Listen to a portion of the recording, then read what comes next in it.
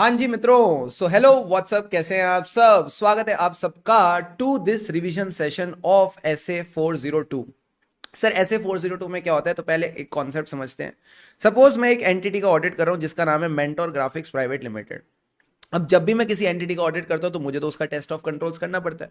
और कौन से कंट्रोल्स टेस्ट करने पड़ते हैं? Which are relevant to the financial reporting. ठीक है सर। अब मान लो इसने अपनी कोई पेरोल की जो अकाउंटिंग है, जो पेरोल की अकाउंटिंग है, इसको क्या कर रखा है? आउटसोर्स कर दिया है। किसको? डीकेएम सॉल्यूशंस को। अब क्या जो ये एंटिटी जिसको आउटसोर्स किया है, मुझे इसके इंटरनल कंट्रोल्स को भी समझना पड़ेगा, मुझे इसके इंटरनल कंट्रोल्स को भी समझना पड़ेगा। The answer is yes. तो इस केस में क्या होता है, जो आपका क्लाइंट होता है उसको हम बोलते हैं user entity. Sir user entity क्यों बोलते हैं? क्योंकि वो सामने वाली एंटिटी की सर्विसेज को यूज कर रहा है। और ये जो एंटिटी सर्विसेज दे रही है, पेरोल अकाउंटिंग की सर्विसेज दे रही है, इसको बोलते हैं सर्विस ऑर्गेनाइजेशन। अच्छा, क्या हर केस में हमें सामने वाले के कंट्रोल्स को जानना है? नहीं। Only when the service is relevant to financial reporting, तभी आप ये करोगे। जैसे एग्जांपल के तौर पे इसने एक सिक्योरिटी गार्ड की सर्विस भी आउटसोर्स कर रखी है। ये सिक्योरिटी गार्ड की सर्विस किसको आउटसोर्स कर रखी है? किसी G4S सॉल्यूशन को। तो अब हमको नहीं फर्क पड़ता इसके क्या कंट्रोल है, बिकॉज इस सर्विस से फाइनेंशियल स्टेटमेंट के प्रिपरेशन पे कोई इंपैक्ट नहीं आता। तो ऐसी जो सर्विस होगी जिसका फाइनेंशियल स्टेटमेंट के प्रिपरेशन से लेना देना है, उसी सर्विस को लेके आप कंट्रोल्स को जानने में दिलचस्पी दिखाएंगे। तो हमारा सबसे पहले ऐसे का नाम है 402। ऑडिटर क्या क्या चीजें कंसीडर करेगा when the user entity is using the service organisation? वो कहीं ना कहीं सर्विस ऑर्गेनाइजेशन की सर्विसेज ले रही है। ठीक है सर। तो सबसे पहले सर कैसे पता लगेगा how the service organisation services are relevant to the financial reporting process? मैंने कहा बड़ा सिंपल है। तुमको फाइनेंशियल स्टेटमेंट बनाने आते हैं? हाँ। कैसे बनाते हो? सर हम ना ट्रायल बैलेंस लेते हैं। अरे ट्रायल बैलेंस से पहले कुछ और भी तो आता होगा। हम लेजर देखते हैं, लेजर से पहले जर्नल एंट्री, जर्नल एंट्री से पहले ट्रांजैक्शन। तो सबसे पहले हम बात करेंगे ट्रांजैक्शन की। और ट्रांजैक्शन दो तरीके की, एक सिग्निफिकेंट क्लास ऑफ ट्रांजैक्शन, दूसरा how the entity's information system captures those transaction other than significant to the financial statement. अब कौन सी सिग्निफिकेंट है, कौन सी सिग्निफिकेंट नहीं, ये ऑडिटर की जजमेंट पे डिपेंड करेगा। अब एक बार ट्रांजैक्शन हो गई तो अब क्या करते हैं सर? जर्नल एंट्रीज पास करते हैं, लेजर में डालते हैं, रेक्टिफिकेशन करते हैं, ये सारे प्रोसीजर्स करते हैं। जब जब आप ये प्रोसीजर्स करते हो तो आपके अकाउंटिंग रिकॉर्ड्स भी अपडेट होते हैं। तो ये कहता है प्रोसीजर्स और accounting records, these can be manual और ऑटोमेटेड। इन्हीं के through transactions are initiated, recorded, processed, rectified, transferred to the general ledger and reported in the financial statement. अब जब ये सब चीजें हो गई, अब फाइनेंशियल स्टेटमेंट बना के तैयार कर दो। Financial reporting process to prepare the financial statement. But हमेशा ऑडिट में क्या होता है सर? फाइनेंशियल स्टेटमेंट तो बन जाते हैं, लेकिन क्लाइंट कहता है एंट्री अभी बाकी है। कौन सी एंट्री होती है सर? ये एडजस्टमेंट एंट्रीज होती हैं। ये साल में बार बार नहीं होती, नॉन रिकरिंग होती हैं, अनयूजुअल होती हैं। तो ये कहता है control surrounding the journal entries including non standard journal entry, that is कोई बच्चा इसको बोलता है प्यार से अन्नू, कोई कहता है ऊना, कोई कहता है उआन, कोई कहता है नुआ। तुमको जो तरीके से याद रखना रख लो। मैं प्यार से बोलता हूं नुआ। नुआ का क्या मतलब है? नॉन रिकरिंग, अनयूजुअल और एडजस्टमेंट एंट्री। क्लियर है? क्लियर है सर। अब इसके बाद सर हमको क्या करना है, जब आपकी सर्विसेज रेलिवेंट हैं, जब आपकी सर्विसेज रेलिवेंट है, तो एज अ ऑडिटर अब मुझे उन सर्विसेज की अंडरस्टैंडिंग लेनी है। तो जब भी मुझे अंडरस्टैंडिंग लेनी होगी इन सर्विसेज की, तो मैं क्या करूंगा? मैं अंडरस्टैंडिंग लूंगा चार चीजों की। बताओ क्या क्या? Nature and significance of the services. जो सर्विसेज सर्विस ऑर्गेनाइजेशन इसको दे रही है, जैसे पेरोल अकाउंटिंग की, वो कितनी सिग्निफिकेंट है, किस तरह की सर्विसेज है, वो मैं जानने की कोशिश करूंगा। ठीक है सर।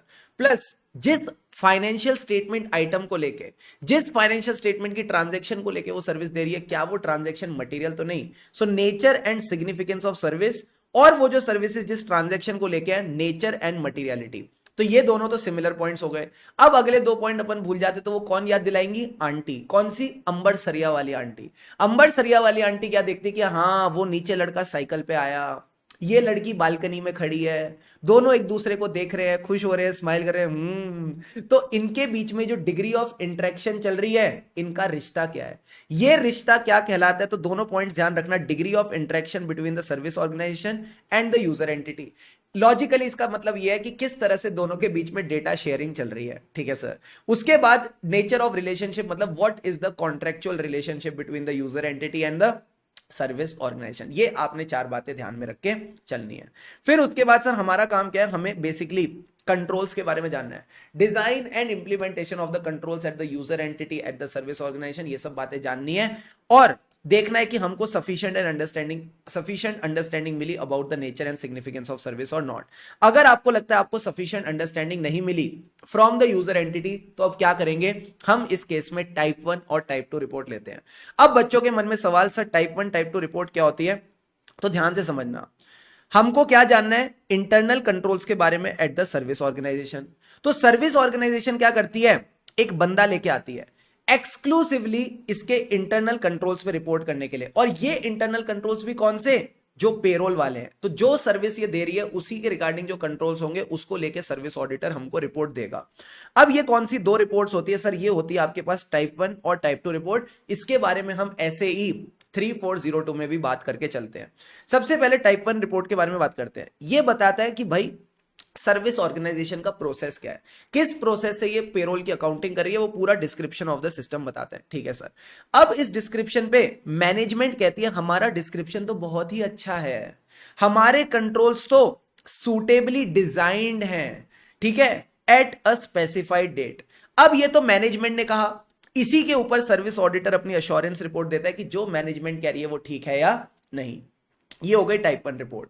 अब जब मैं बात करता हूं टाइप 2 रिपोर्ट, एकदम टाइप 1 जैसी है, ये भी डिस्क्रिप्शन ऑफ सिस्टम, ये भी मैनेजमेंट की असर्शन की सिस्टम बहुत अच्छा है, कंट्रोल्स एकदम सूटेबली डिजाइंड है, बट इसमें एक एडिशनल चीज आ जाती है, क्या? Controls are operating effectively also.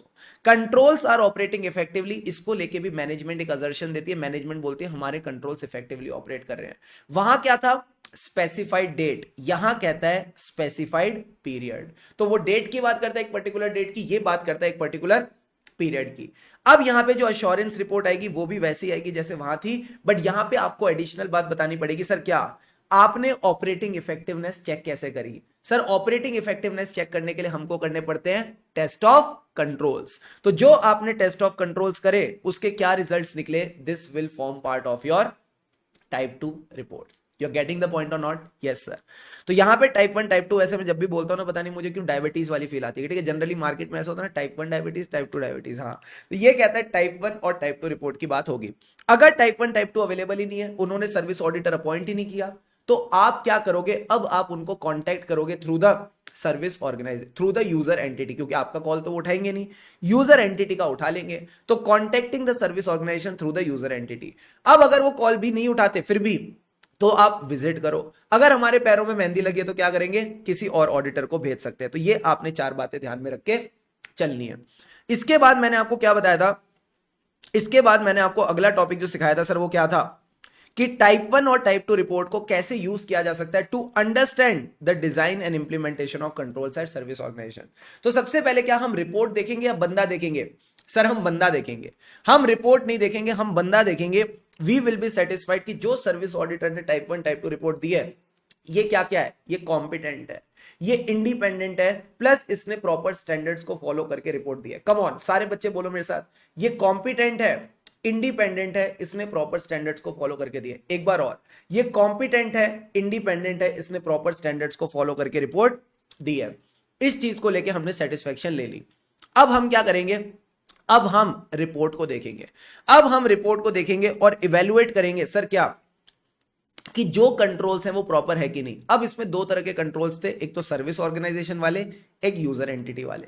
तो जो सर्विस ऑर्गेनाइजेशन के कंट्रोल्स हैं उनका डिस्क्रिप्शन और डिजाइन प्रॉपर है कि नहीं, आप इसको डिजाइन एंड इंप्लीमेंटेशन भी बोल सकते हो। ठीक है सर। फिर जो यूजर एंटिटी वाले कंट्रोल थे वो कौन से 2 तरीके के थे? एक तो मर्जी वाले, एक जरूरत वाले। मर्जी वालों को क्या बोलते हैं?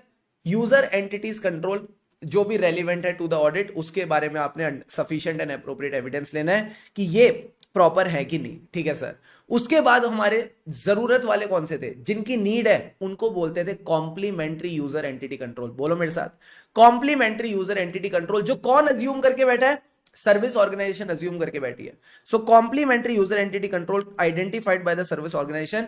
आप फिर अंडरस्टैंडिंग लोगे regarding the design and implementation of the control. तो यही बात यहां लिख रखी है।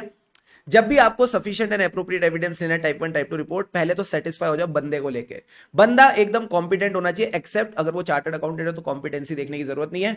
इंडिपेंडेंट होना चाहिए from the service organisation, proper standards follow करें for type 1 type 2 report.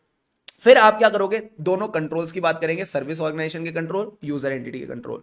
Evaluate the description and design of the controls at the service organisation, particular date और period. Date word time type 1 के साथ use होता है, period is for type 2। It is appropriate और not.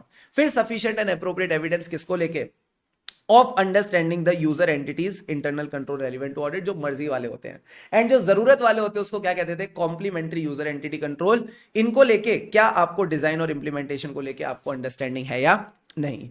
फिर इसके बाद इसकी डेफिनेशन एक बार रीड थ्रू कर लेना, नथिंग क्रिटिकल अबाउट इट। अब सवाल आता है टेस्ट ऑफ कंट्रोल्स का। सर हमने टेस्ट ऑफ कंट्रोल्स में क्या सीखा था, दो तरह के प्रोसीजर होते हैं, क्या क्या, risk assessment procedure, further audit procedure. Risk assessment procedure में हमने एक बार एक एग्जांपल लिया था, उसमें हमने क्या लिया था, इनहेरेंट रिस्क 40%, कंट्रोल रिस्क 25%। यानी आप ये अज्यूम करके चल रहे हो कंट्रोल्स आर 75% इफेक्टिव। जब भी एक ऑडिटर कंट्रोल्स को अज्यूम करता है कि वो इफेक्टिव होंगे, उसको टेस्ट करना पड़ेगा। He has to test the operating effectiveness of control, कि वो एक्चुअल में इफेक्टिव है कि नहीं। अब मैं सर्विस ऑर्गेनाइजेशन के कंट्रोल्स को कैसे टेस्ट कर सकता हूं, या तो टाइप 2 रिपोर्ट ले लो, अगर टाइप 2 रिपोर्ट नहीं है तो आप खुद जाके टेस्टिंग कर लो, अगर खुद नहीं कर सकते तो किसी और से करवा लो, बड़ा सिंपल है। तो ये कहता है या तो आप टाइप 2 रिपोर्ट ले लो, या आप कहीं ना कहीं खुद टेस्टिंग कर लो। अगर खुद नहीं कर सकते तो आप कहीं ना कहीं किसी और से इसकी टेस्टिंग करवा लो। सिंपल है, सिंपल है सर।